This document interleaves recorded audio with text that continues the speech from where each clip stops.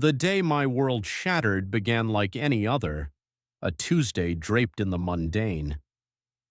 Work emails droned, Jason's half-hearted attempts at homework filled the air, and the familiar hum of the coffee maker provided a deceptively peaceful backdrop. Nothing hinted at the storm lurking on the horizon. Had I known, perhaps I'd have acted differently, though in hindsight I doubt it. Some calamities, it seems, are simply inescapable. I sat in the living room, idly scrolling through bills on my laptop, when the notification flashed, a cold digital whisper. Your balance has fallen below the minimum threshold. A jolt of unease. The college fund. It held more than enough, 6 years of meticulous saving, a sacred trust for Jason's future. Laura and I had a solemn pact. It was untouchable. A truth so self-evident it needed no rehash, or so I believed. I logged into the account, anticipating a trivial glitch, a banking error easily rectified. But the screen revealed a stark, horrifying truth that struck me like a speeding train. The account was empty, not merely low, but a desolate 0, devoid of any trace of transactions.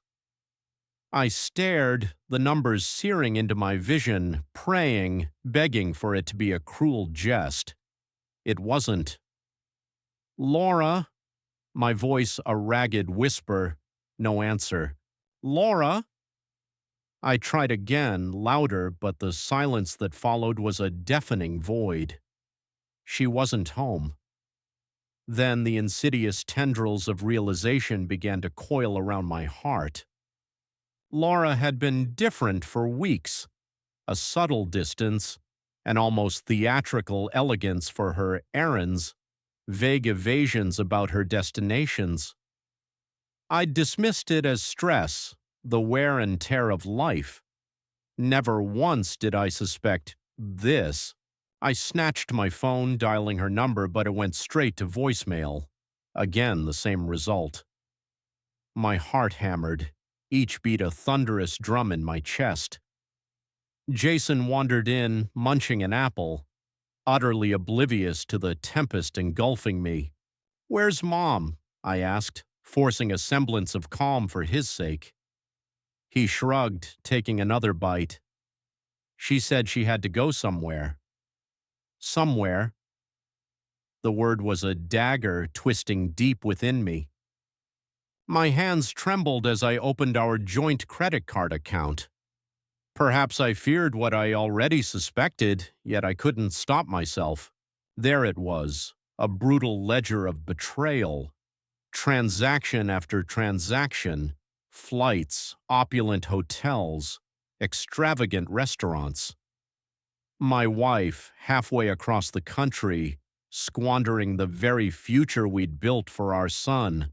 I desperately wanted to shield Jason from my crumbling world, but the effort was immense. My mind reeled with unanswerable questions. How could she? How could she steal from our son, the one person utterly innocent in the unraveling of our lives? We'd argued, yes, things hadn't been perfect, but this was unforgivable. Jason, perceptive beyond his years, must have seen the devastation etched on my face. He approached, placing a small hand on my shoulder. "Dad, it's fine," he said, a smile too calm, too knowing, gracing his lips. I fixed everything. At that moment, I attributed his words to childish optimism, a naive attempt to comfort. Children, after all, don't comprehend the crushing weight of betrayal, the agonizing depth of loss. They see a world of absolutes, good versus evil, problems with simple solutions. I yearned to believe his words were innocent, yet even then, something in his tone felt off, as if he knew more than he let on. I lacked the strength to press him. My focus remained solely on Laura. I tried calling again, to no avail. It wasn't until later that night, when I opened her closet and found her suitcase missing, that the full, brutal truth slammed into me. She wasn't coming back. She had drained the account, packed her bags, and abandoned us. Me, and more agonizingly, Jason.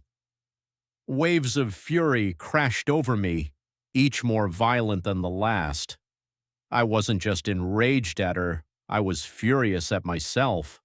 How could I have been so blind? How could I have allowed this to happen right under my nose? Every transaction, every calculated lie replayed in my mind like a sadistic film I couldn't escape. Jason remained eerily quiet that evening, watching me with that same unnerving composure. When he finally went to bed, I sat alone in the oppressive darkness, sifting through the wreckage of the past few months, searching for answers that simply weren't there. Only a gaping chasm remained where trust once resided, a betrayal so profound it threatened to consume me entirely. I wish I could claim that night brought clarity, a renewed resolve. It didn't.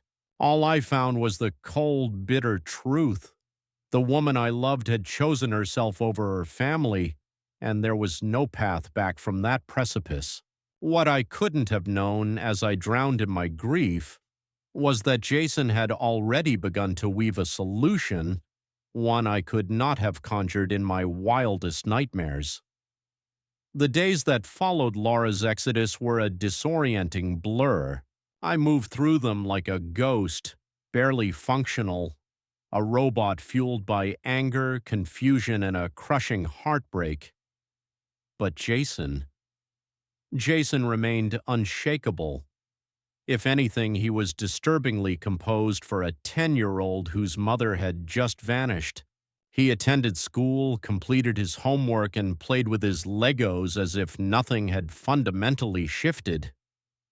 Initially, I dismissed it as shock, a child's unique way of processing trauma.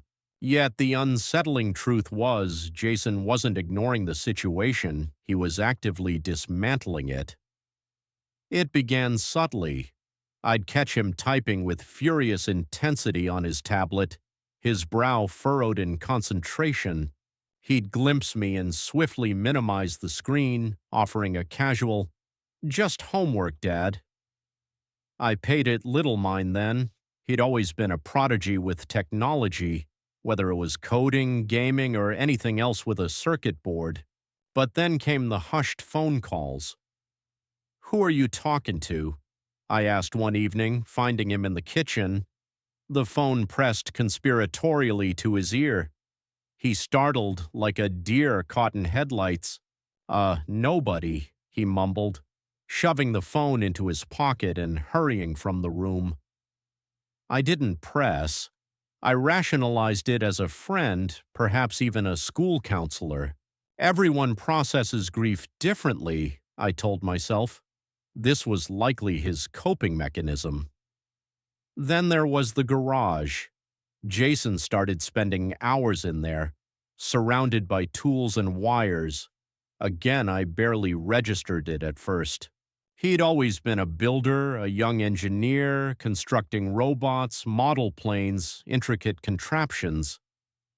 But one night, curiosity finally pricked at me.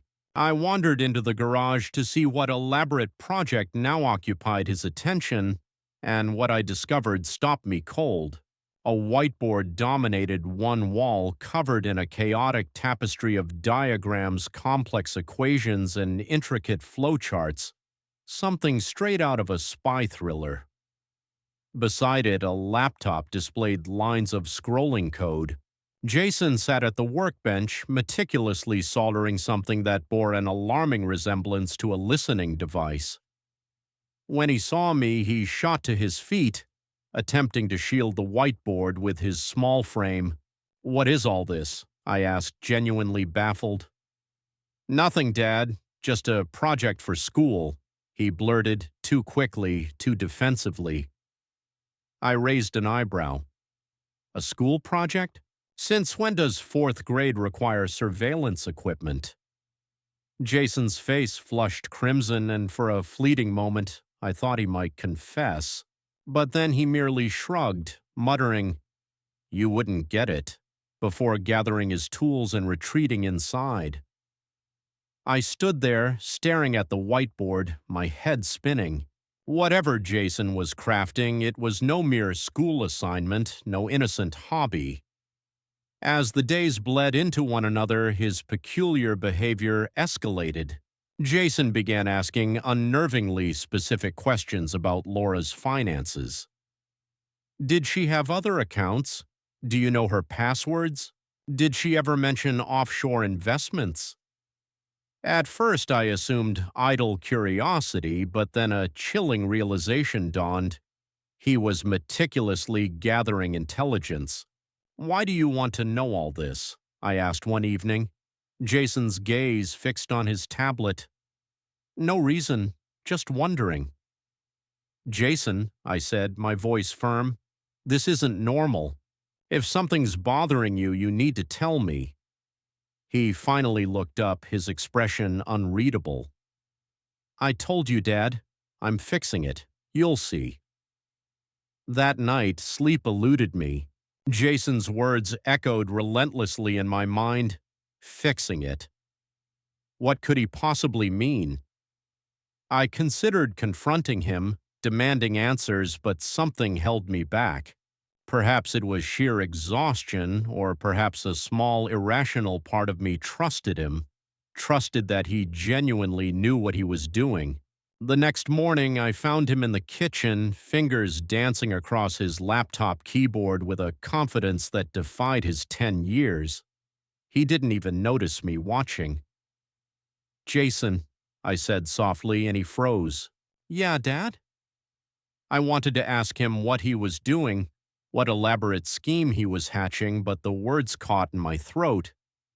Instead, I simply said, breakfast is ready, and walked away. Looking back, I should have pushed harder. I should have demanded to know, but a part of me didn't want to know. A part of me was terrified of what I might uncover. Over the next few days, Jason's secrecy intensified. He never left his tablet unattended. The garage door was always locked when he worked. He even started covering the whiteboard with a sheet. And then, just as I was beginning to convince myself it was all a harmless, elaborate game, Laura called. It was late afternoon when my phone rang. I stood by the kitchen sink, staring blankly out the window, still trying to stitch the tatters of my life back together. Jason was in the living room, absorbed in his tablet as usual. I glanced at the caller ID and froze. Laura.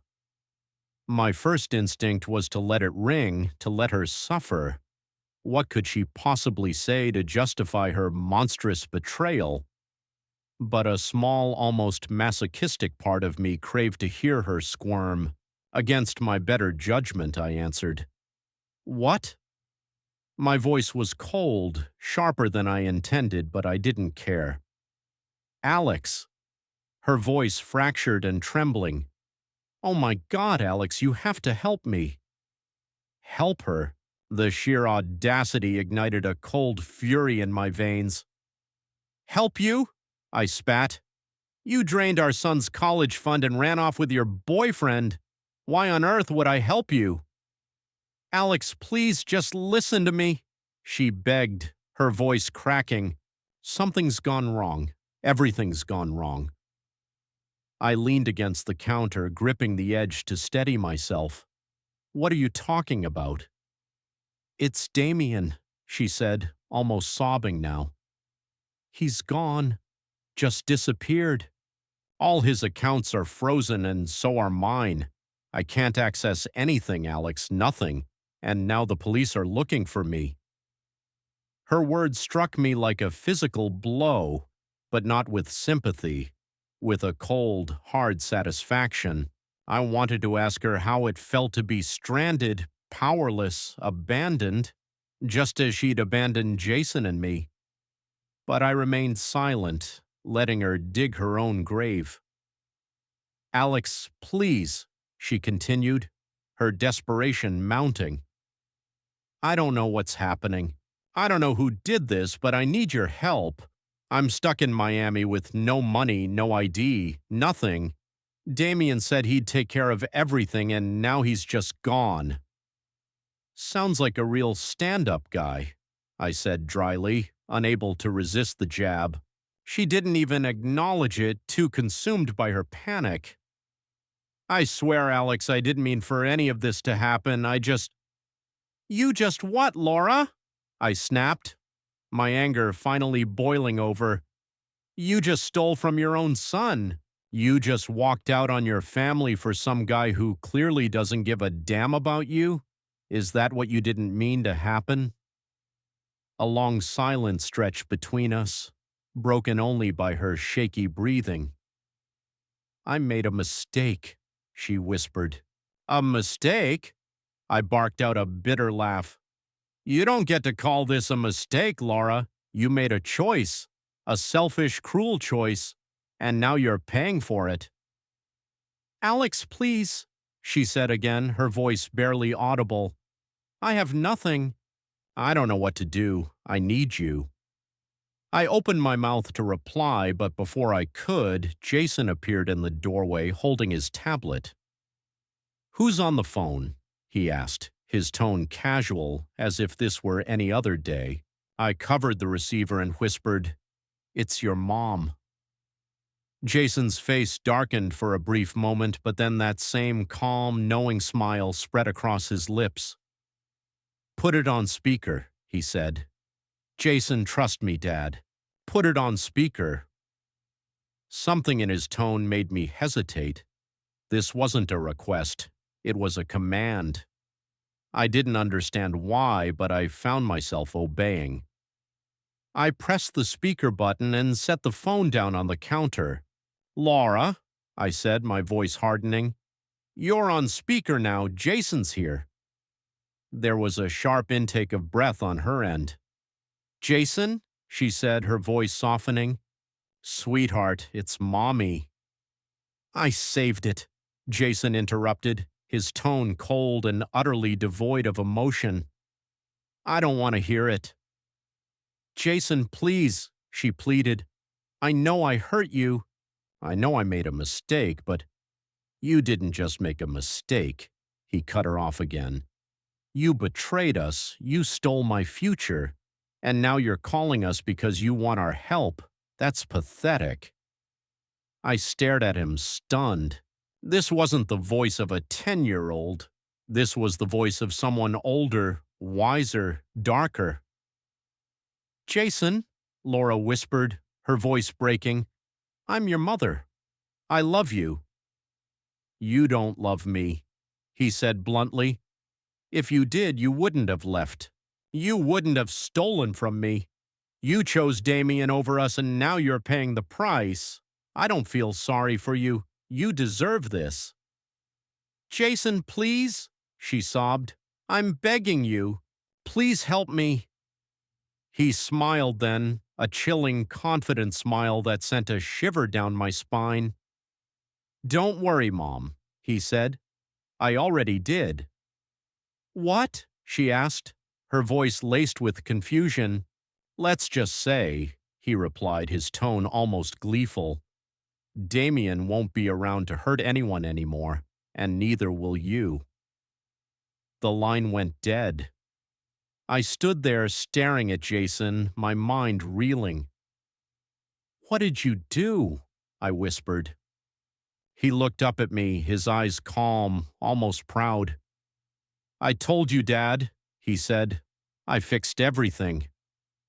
When Jason uttered those chilling words, I fixed everything. I was gripped by a maelstrom of emotions, pride, horror, and profound bewilderment. My 10-year-old son, standing there with an unnerving composure, had just silenced his panicked mother with a cryptic remark that left me more unsettled than ever before.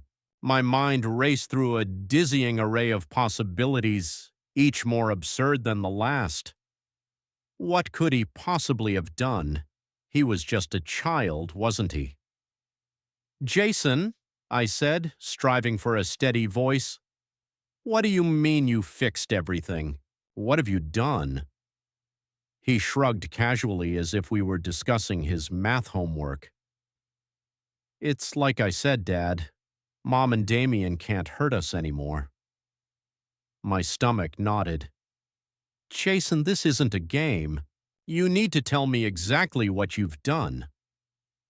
He sighed with the air of a parent indulging a child's endless questions and motioned for me to follow him into the living room. Okay, fine. I'll show you. We sat on the couch and he opened his tablet. The screen blazed with a dizzying array of charts, bank statements, and what looked like complex coding scripts. My pulse quickened as he began to explain, his voice calm and methodical, as if delivering a science presentation. Remember how Mom drained my college fund? He began. Well, I figured if she could take the money, I could take it back. I stared at him speechless as he pulled up a series of bank transactions. Sure enough, the $50,000 Laura had stolen was back in the account, not just sitting there, but reorganized and invested in a way that made my head spin. How did you? I stammered. Easy, he said, as if hacking into bank accounts was as simple as tying his shoes. Mom wasn't exactly careful with her passwords. I just used the one she saved on her phone to access her accounts. Damien, too. He wasn't any smarter. Once I was in, I transferred the money back to where it belongs. That's illegal, I managed, though my voice lacked conviction. He shrugged again. So is stealing from your kid. I couldn't argue with that, but my unease deepened as he continued scrolling. The bank transfers were merely the beginning. Jason had done more, much, much more. Damien had a bunch of accounts in his name, Jason said, pointing to the screen. Turns out he's been scamming people for years. Fake investments, shell companies, stuff like that. I reported everything to the authorities, gave them all the evidence they need to lock him up for good. You reported him? I asked, my voice barely above a whisper. Yep. I even made sure the trail led back to Mom, too, he added with a smirk that chilled me to the bone. She helped him spend the money, so technically she's part of the scam now. The police are watching her, too. Jason, do you understand what you've done? I said, my voice rising. This isn't just about getting the money back. You've put your mother in serious trouble. She put herself in trouble, he shot back, his tone sharper now. She chose Damien over us. She chose herself over us. Why should I feel sorry for her? I didn't know how to respond. He was right, of course.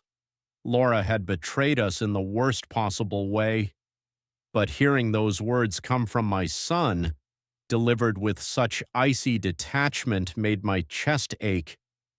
This wasn't just a 10-year-old taking a stand. This was something darker. And Damien, I asked, dreading the answer. What do you mean he won't be around anymore? Jason grinned. Oh, don't worry, he's fine. For now. He just doesn't have any money or anywhere to hide. The authorities froze all his accounts. By the time they find him, he'll be broke and in jail. The casual way he said it, as if destroying a man's life was no different than squashing a bug, sent a fresh shiver down my spine. Jason, I said, choosing my words carefully, why didn't you tell me about this before? Why didn't you let me handle it? He looked up at me, his expression suddenly softer. Because I knew you wouldn't do anything. You just let her get away with it because you're too nice. Someone had to stop her, Dad. Someone had to protect us. I felt like the ground had shifted beneath me. My son, my sweet, brilliant boy, had taken it upon himself to not just fix our situation, but to exact revenge in a way I couldn't have dreamed of. I didn't know whether to be proud of his resourcefulness or terrified of what it truly meant. Jason, I said after a long pause, I'm not sure this is the right way to handle things. He tilted his head, his calm demeanor never wavering. Maybe not, but it worked. I leaned back on the couch, running a hand through my hair. I didn't know what to say, what to feel. My son had done what I couldn't, taken control of a hopeless situation and turned it on its head. But at what cost? Jason closed his tablet and looked at me with that same unnerving confidence. Don't worry, Dad, he said. Everything's going to be okay now. But as I sat there staring at him, I couldn't shake the feeling that things were far from okay. Sleep remained an elusive phantom after Jason's chilling revelation. How could it not? The sheer magnitude of his actions replayed in my mind like a broken record, an endless loop of a child's devastating ingenuity. My 10-year-old son had orchestrated a scheme so intricate, so utterly ruinous, that it left both a grown man and woman completely annihilated. And the most unsettling part, he displayed not the slightest tremor of guilt. I resolved to speak with him in the morning, to navigate this treacherous new landscape. But life, it seemed, had other, more immediate plans. The phone rang again. Laura. My first instinct was to let it ring into oblivion. After all, what could she possibly say that would undo the unraveling? But a small, almost morbid curiosity, a masochistic urge to witness her torment, compelled me to answer. What? I barked, dispensing with any pretense of politeness. Alex, please, she sobbed, her voice a raw, unrecognizable rasp. Gone was the confident, self-assured woman who had waltzed out of our lives without a backward glance. In her place was someone desperate, utterly broken. You've got some nerve calling me, I said, my voice a shard of ice. Alex, listen to me, she pleaded, her words tumbling out in a frantic, incoherent rush. The police are after me. They froze all my accounts. Damien's gone, just vanished. I don't even know where he is. I'm stuck, Alex. I don't have any money. I don't have anywhere to go. And whose fault is that? I cut in, my voice rising with indignation. Alex, please, she cried. I know I messed up, okay? I know I hurt you and Jason, but I didn't deserve this. I don't deserve to be left with nothing. I let out a bitter, hollow laugh. You emptied our son's college fund, ran off with your boyfriend, and now you're weeping because the consequences have finally caught up to you? You do deserve this, Laura. Every last agonizing bit of it. Silence stretched on the other end, punctuated only by her shaky, broken breathing. I didn't think it would get this bad, she whispered. You didn't think at all, I snapped. You were too busy living it up with Damien to care about what you left behind. Well, guess what, Laura? You made your bed. Now you get to lie in it. She began to sob then, loud and uncontrollable. Alex, I'm begging you. Please, just help me get out of this mess. I don't have anyone else to turn to. My jaw tightened. Anyone else to turn to? The sheer, breathtaking audacity of that statement made my blood boil. After everything she had done, she had the gall to play the victim, to act as if I owed her anything. There's nothing I can do for you, I said flatly. Don't say that, she pleaded. You can talk to the police. Tell them it was all Damien's fault. Because the first time I lied to cover for you, it worked out so well, didn't it? No, Laura, I told you I'm done cleaning up your endless messes. My voice, though strained, held a dangerous edge. Alex, please! Her voice cracked, a desperate, shattering cry. If not for me, then for Jason. Do it for him. That was it. The final, agonizing strike.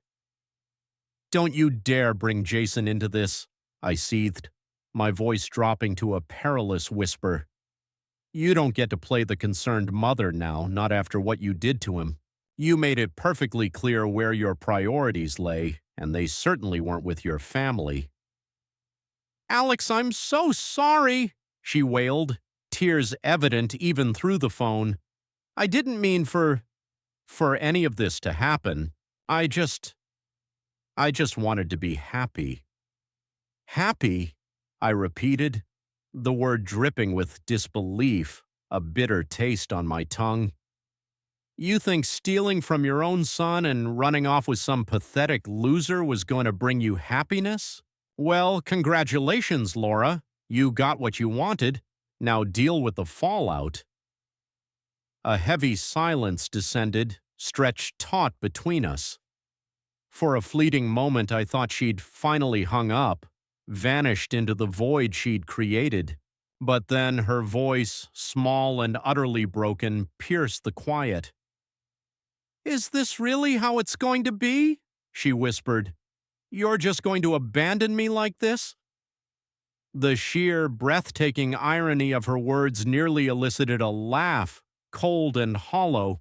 You abandoned us first, I stated simply, the truth a sharp blade. And no, Laura, I'm not abandoning you. I'm just letting you clean up the colossal mess you created. Goodbye. I severed the connection before she could utter another sound. Turning, I found Jason standing in the doorway, his calm, almost unsettlingly calculating gaze fixed upon me. You didn't let her off the hook, did you? He asked, his voice devoid of emotion.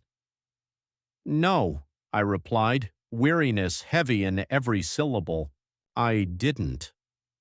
He simply nodded, as if my answer was the only logical outcome. Good. She doesn't deserve our help.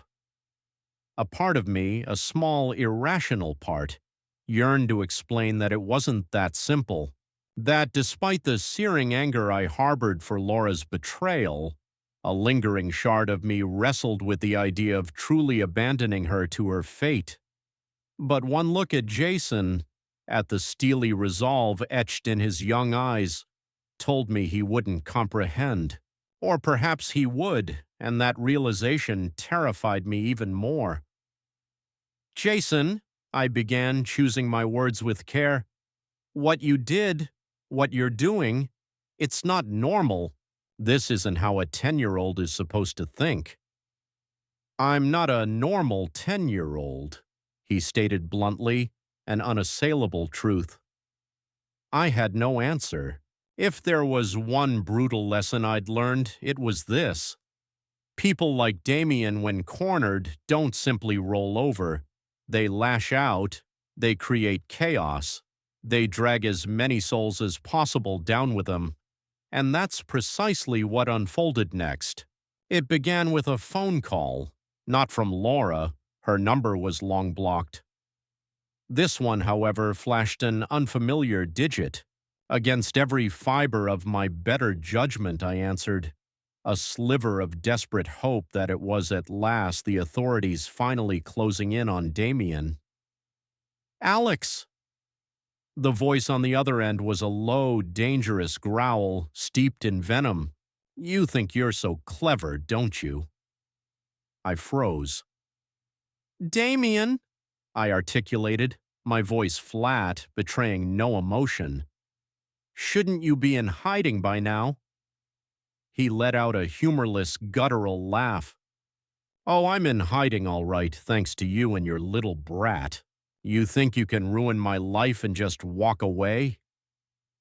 My gaze flickered toward the living room where Jason sat on the floor, calmly assembling a model car, utterly oblivious, as if no worldly threat could ever touch him.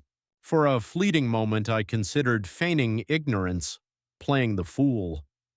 But what was the point? Damien already knew. You got what you deserved, I stated, maintaining an even tone. You stole from my family. Did you truly believe there would be no consequences? You don't know who you're dealing with, he snarled. a visceral fury resonating in his voice. You think this is over? It's not over, not by a long shot. What are you going to do, Damien? My patience, a dwindling commodity, was wearing thin. You're broke. You're wanted. You're finished.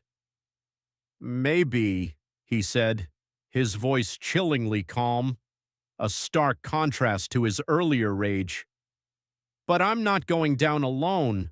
I know where you live, Alex. I know where your son goes to school. And if you think I'm just going to sit back and let you ruin me, you're dead wrong. My blood ran cold. He wasn't bluffing. Damien was many things, a liar, a thief, a spineless coward. But he wasn't a man to make idle threats. You stay away from my son, I managed, my voice betraying a tremor I desperately tried to conceal. Or what? He taunted, a cruel amusement in his tone. You going to sick your little hacker on me again? Go ahead. Let's see how far he's willing to go. I slammed the phone down, my hands trembling as I placed it on the counter. For a moment, I simply stood there, staring at the inert device, struggling to process the venomous exchange. Who was that? Jason's voice, startlingly calm, cut through the silence. Damien, I replied, turning to face him. He knows what you did, and now he's threatening us. Jason didn't even flinch. Let him try, he said, his tone so utterly cold it sent a shiver down my spine. Jason, this isn't a game. I knelt desperate in front of him. This man is dangerous. We need to call the police. No, Jason interrupted, his voice firm, unwavering. The police won't do anything until it's too late, but I can handle this. Jason, Dad, he cut me off again, his young eyes holding an unnerving conviction. Trust me, I've got this. I wanted to argue, to scream, to make him understand that this was too much for a 10-year-old, that it wasn't his burden to bear. But the look in his eyes stopped me. It wasn't the gaze of a frightened child. It was the unwavering gaze of someone who had already made up his mind, who saw the world in solutions, not fears. That night, Jason vanished into the garage again, the door locking with a definitive click behind him. I lacked the strength, the will, to stop him. I paced the living room, Damien's vile threats replaying in an endless loop in my mind. Every creak, every distant sound made me jump. Every shadow seemed to stretch, twisting into a malevolent form. It wasn't until well past midnight that Jason finally emerged. He looked utterly exhausted but held an undeniable air of satisfaction, a small, knowing smile tugging at the corners of his lips. It's done, he said simply. What's done? A cold dread pulled in my stomach. He handed me his tablet and my heart plummeted as I read the screen.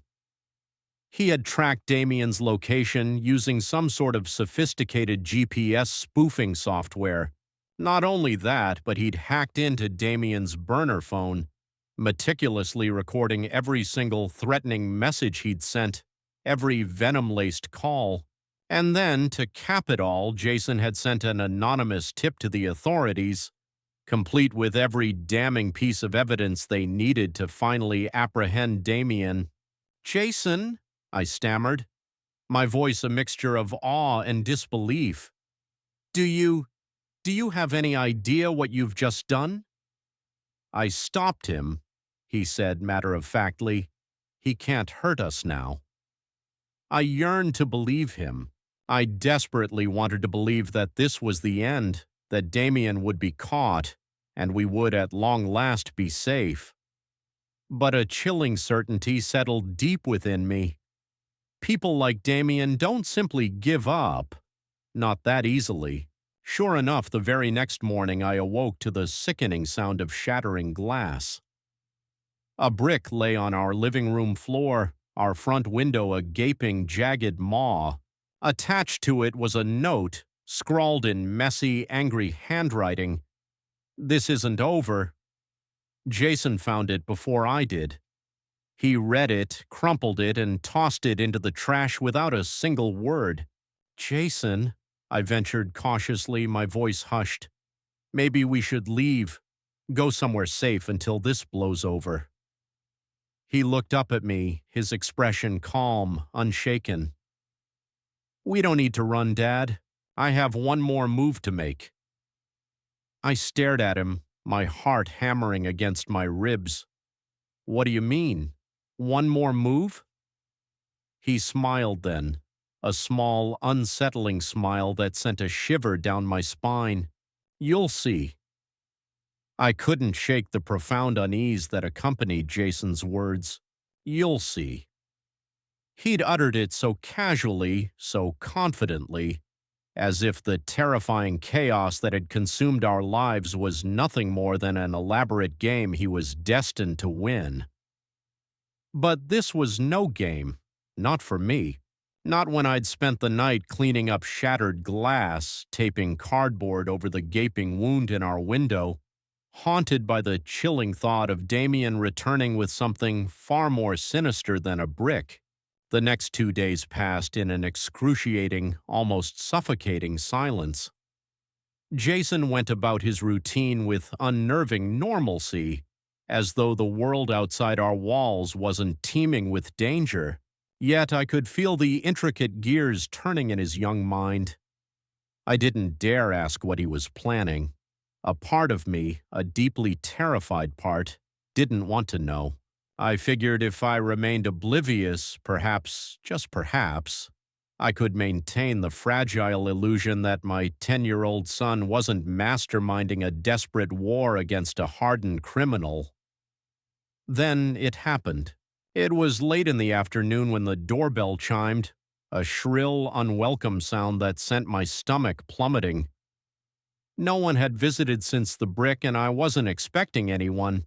Jason glanced up from his tablet, his face unreadable, a sphinx-like mask. "Don't answer it," I instinctively whispered, my voice low, laced with urgency. Jason offered no reply. He simply rose, walked to the door, and peered through the peephole. Then, without a moment's hesitation, he unlocked it and swung it wide. Standing there, larger than life and twice as menacing, was Damien. His face was a twisted mask of incandescent fury, his eyes bloodshot and wide with a desperate madness.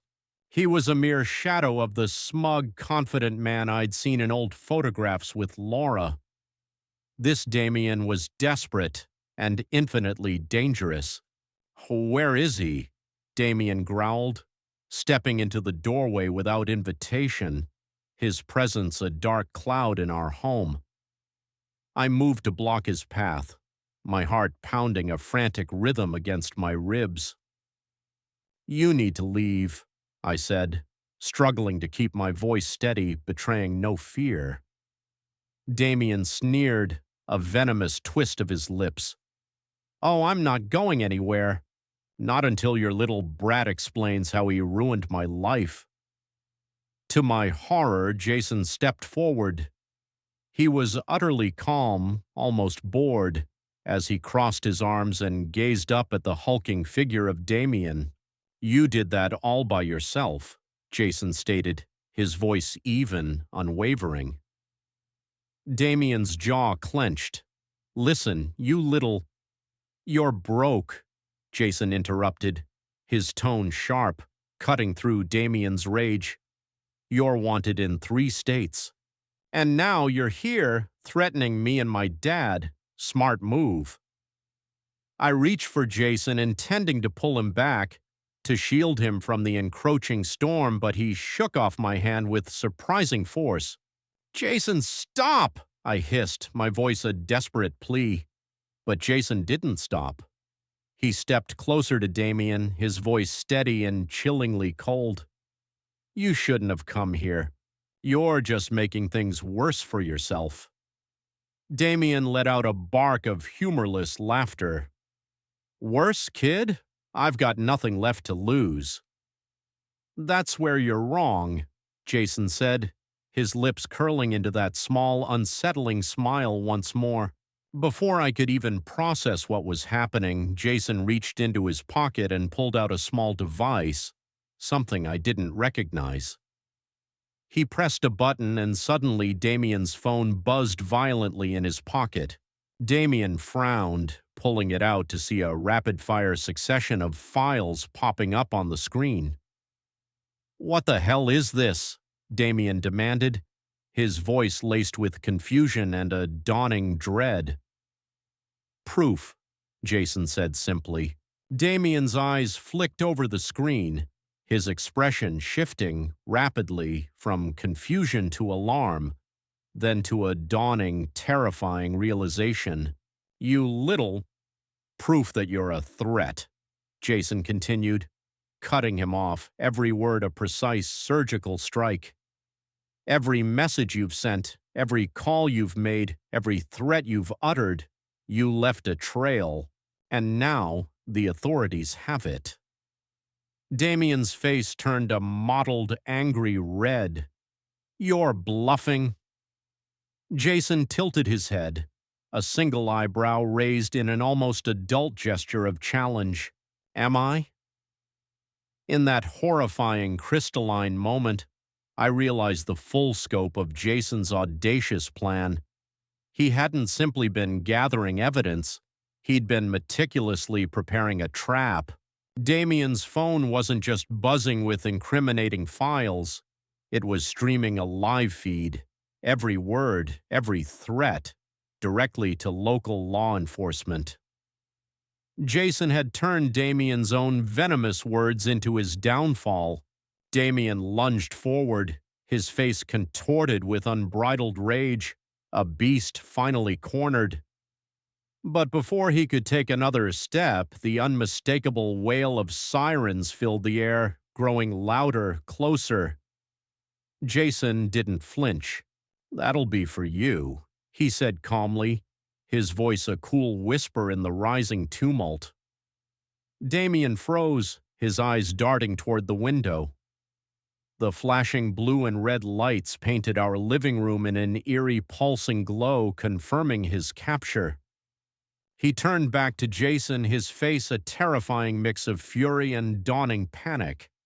"This isn't over," he spat, a desperate final roar. "Yes, it is," Jason replied, his voice cold, utterly final. The police burst through the door moments later, their guns drawn, a whirlwind of authority. Damien didn't resist. He knew it was over. As they hauled him away, I stood there in stunned silence, my mind reeling, trying to process the seismic shift that had just occurred within our walls.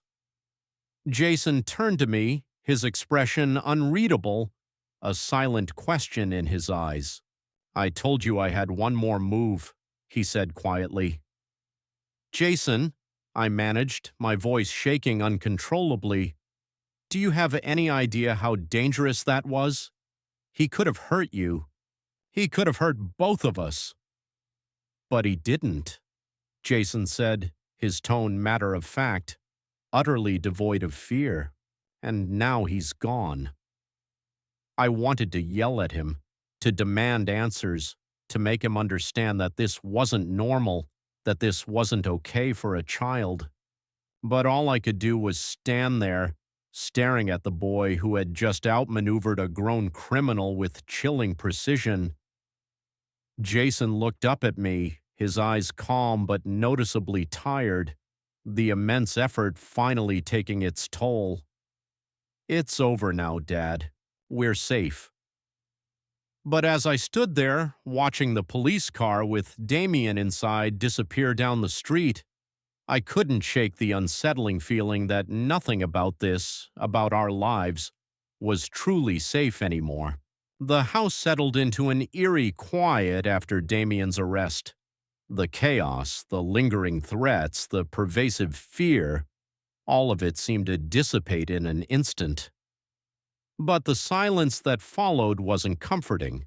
It was heavy, suffocating, and permeated with unspoken questions. Questions I wasn't entirely sure I wanted the answers to. I genuinely believed that was the end of it.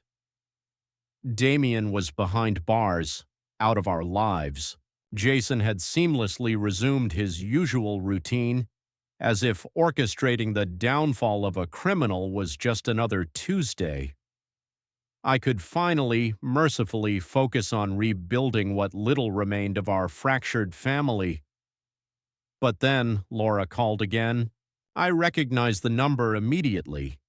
I'd blocked her main line, but she must have found yet another way to breach the fragile peace I'd constructed. I considered ignoring it. What more could she possibly say? But a perverse curiosity won out. I needed to hear it for myself. "What now, Laura?" I said, my tone colder than ice, a shield against the familiar ache of her betrayal. Her voice was barely recognizable, weak and hoarse, like someone who hadn't slept in days. "Alex," she began, but her words faltered, caught in a dry, rasping gasp. "I don't have time for your sob stories," I snapped. No patience left for her theatrics. "If you're calling to beg for money or forgiveness, you're wasting your breath." "I don't want your money," she said quietly, a whisper of a voice. I don't know what I want." That caught me off guard. For the first time since this nightmare began, there was no arrogance in her tone, no entitlement, just raw, unfiltered, aching defeat. "Then why are you calling?" I demanded, a flicker of something akin to morbid interest stirring within me. "I'm in trouble, Alex," she admitted, her voice barely audible. "Real trouble." "You don't say," I replied, a sarcastic barb unable to resist. She ignored it. "The police, they're investigating me. They think I was part of Damien's scams." "Weren't you?" I asked, letting the accusation hang in the air, thick and undeniable. She hesitated, a long, agonizing pause. "I didn't know what he was doing at first," she said, her voice trembling. "But by the time I figured it out, it was too late. I was already tied to everything. And now they're freezing my accounts, seizing my assets. I have nothing, Alex. Nothing." "That makes two of us," I shot back, the bitterness sharp and unyielding. "Or did you forget that you wiped out Jason's college fund to finance your little adventure?" "I was stupid," she admitted, her voice breaking, fragments of her composure crumbling. I thought Damien loved me. I thought he'd take care of me." I let out a bitter, derisive laugh. "And how's that working out for you?" She didn't respond. The silence on the other end spoke volumes, a testament to her shattered illusions. "Why are you calling me, Laura?" I asked again, this time softer, though no less firm. "Because you're all I have left," she said quietly, desperation clinging to every word. "You and Jason." Her words hit me like a physical blow, a punch to the gut. Not because they moved me, far from it, but because of how utterly delusional they were. "You don't have us," I said, my voice firm, resolute. "You lost us the moment you chose Damien over your family." "Alex, please," she begged, her voice cracking, a raw fissure of despair. "I made a mistake. I know I messed up, but I'm still Jason's mother. I need a second chance." "Second chance?" I repeated, incredulous, the words a burning ember on my tongue. "Laura, this isn't some minor slip-up. You stole from your own child. You abandoned him for a man you barely knew. And now that your perfect little fantasy has come crashing down, you want to come crawling back? No, absolutely not. Her sobs filled the line, a ragged, broken sound, but I didn't waver. I couldn't. Alex, I don't have anywhere else to go, she said, desperation seeping into every syllable. That's not my problem, I replied coldly, my voice a wall. What about Jason? She asked, her voice trembling, a final, desperate play. Doesn't he deserve to have his mother in his life? Jason doesn't need you, I said bluntly, the truth a harsh, undeniable reality. He's done more for this family in the past 2 weeks than you ever have, and he's done it without you. We don't need you, Laura. Not anymore. The line went silent for a moment, and I braced myself for the click, the final severance. But then she spoke, her voice barely above a whisper. So that's it? She asked, a profound resignation in her tone. You're just going to turn your back on me? I let out a bitter, mirthless laugh. You turned your back on us first, Laura, and now you're reaping what you sowed. She didn't respond. I heard her breathing, shaky and uneven, and then the call disconnected. When I turned around, Jason was standing in the doorway, watching me with that same calm, unnerving expression he always wore. Was that Mom? He asked, his voice flat, emotionless. I nodded. What did she want? To come back, I said simply. Jason didn't flinch. Did you tell her no? I did. He nodded, satisfied. Good. She doesn't deserve to come back. I wanted to tell him that it wasn't that simple, that forgiveness was supposed to be part of the healing process, a path to reconciliation. But looking at him, so composed, so absolutely sure, I couldn't bring myself to voice the words. Maybe he was right. Maybe some wounds, some betrayals truly were unforgivable. In the days that followed, I couldn't stop replaying everything Jason had done, everything he had orchestrated. It was impossible not to marvel at his sheer brilliance. A 10-year-old had managed to outwit grown adults, dismantle a complex criminal scheme, and save his family from ruin, all while maintaining an unnerving level of composure. It was impressive, beyond a doubt, but it was also profoundly terrifying. Jason didn't act like a normal child. He didn't respond to situations with fear or hesitation. Instead, he calculated, he strategized, and he executed with chilling precision. It was as if every decision he made was a piece in a grand, intricate chess game, a game only he could truly see. And while I couldn't deny the devastating effectiveness of his actions, I couldn't ignore the cold, unyielding pragmatism behind them. One evening, as I sat on the couch staring at the raw cardboard that now covered the gaping wound of our broken window, Jason entered the room.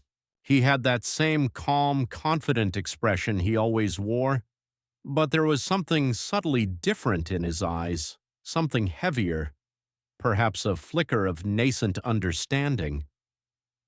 "Dad," he said, sitting down beside me, his voice soft, "are you mad at me?" The question caught me off guard. Mad at you for what? For everything I did, he said simply. For going after Mom and Damien, for not telling you. I sighed, running a hand through my hair, a gesture of profound weariness. How could I even begin to answer that? Jason, I began carefully, choosing my words with immense thought. What you did, it's not something a 10-year-old should ever have to do. It's not something anyone should have to do. But I did it, he said, his tone unflinching, an undeniable truth.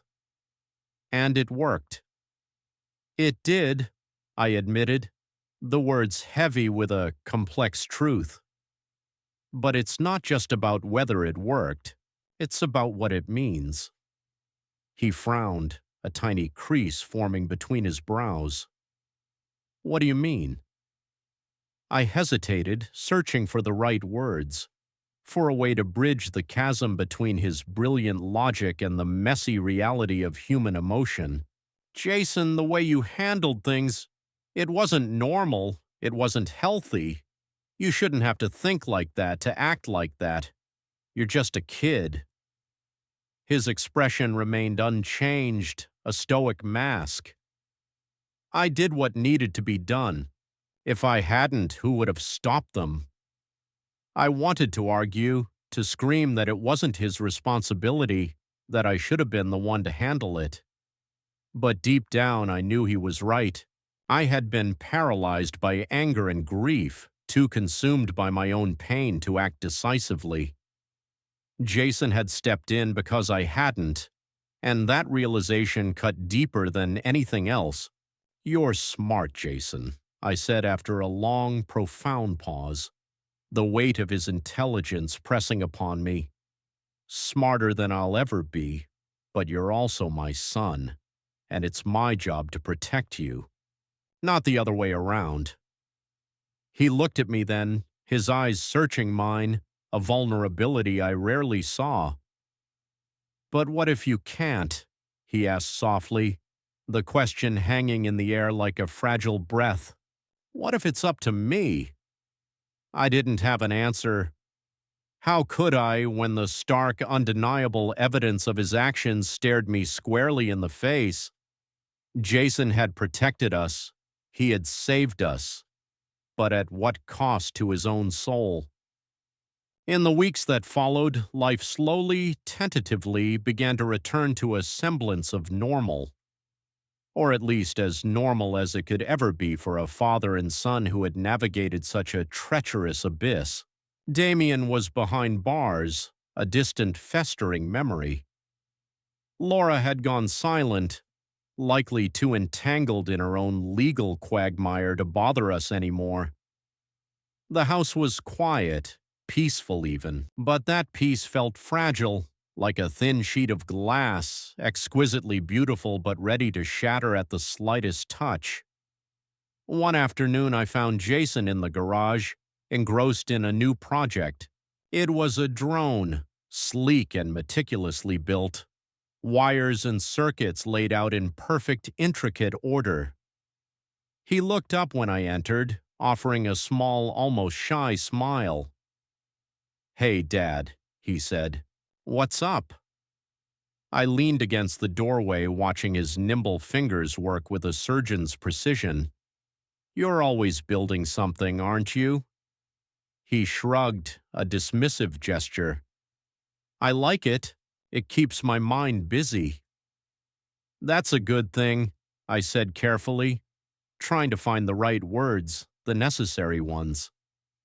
"But Jason, you don't always have to be fixing things. Sometimes it's okay to just let things be." He didn't respond right away. Instead, he focused on soldering a tiny wire, his hands steady and precise, unwavering. When he finally spoke, his voice was quiet, almost contemplative. "I don't know how to do that." "What do you mean?" He set down the soldering iron and looked at me, his expression serious, mature beyond his years. "I don't know how to just let things be. If something's broken, I have to fix it. If there's a problem, I have to solve it. It's just how I think." I wanted to tell him that he didn't have to carry that immense burden, that it wasn't his responsibility to fix every crack in the world. But I knew better. Jason wasn't like other kids. He saw the world through a different lens, a series of complex equations begging to be solved. And no amount of reassurance from me would ever change that fundamental truth about him.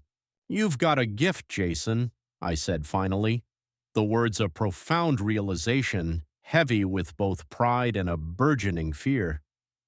"But it's also a responsibility. You're going to have to decide how to use it and who to trust with it. He nodded, his eyes thoughtful, already grappling with the weight of that truth. I know. I watched him for a moment longer, my chest tight with a tumultuous mixture of pride for his extraordinary intellect and a gnawing worry for the path it might lead him down. Jason was brilliant, no question about it. But brilliance, unchecked, could be a double-edged sword. It could build or destroy. It could heal or hurt. And I could only hope with every fiber of my being that as he grew, he would choose to build. That night, as I lay in bed, the silence of the house pressing in around me, I thought about Laura's final haunting words to me. You raised a son who doesn't just survive, Alex. He conquers, but be careful. One day his heart might be too cold to save. I didn't want to believe her. I fought against the insidious thought, but it lingered, a cold whisper in the quiet darkness. Jason was more than just a survivor. He was a force to be reckoned with, a strategic mind unlike any I had ever encountered. And while I was fiercely proud of him, I couldn't shake the terrifying fear that his brilliance, unchecked, untempered by the messy, irrational complexities of human emotion, might one day lead him down a path I couldn't follow. For now, though, we had peace, and I was fiercely, desperately determined to protect it for both our sakes. Ladies and gentlemen, since you've listened to the end of this story, please subscribe to the channel and write in the comments which state you're watching from. Let's see what percentage of elite viewers make it to the end. And please kindly turn your attention to the screen after this message. There you'll find a full playlist of thrilling stories, a subscribe button for the channel, and our most captivating story. Click, enjoy, and thank you.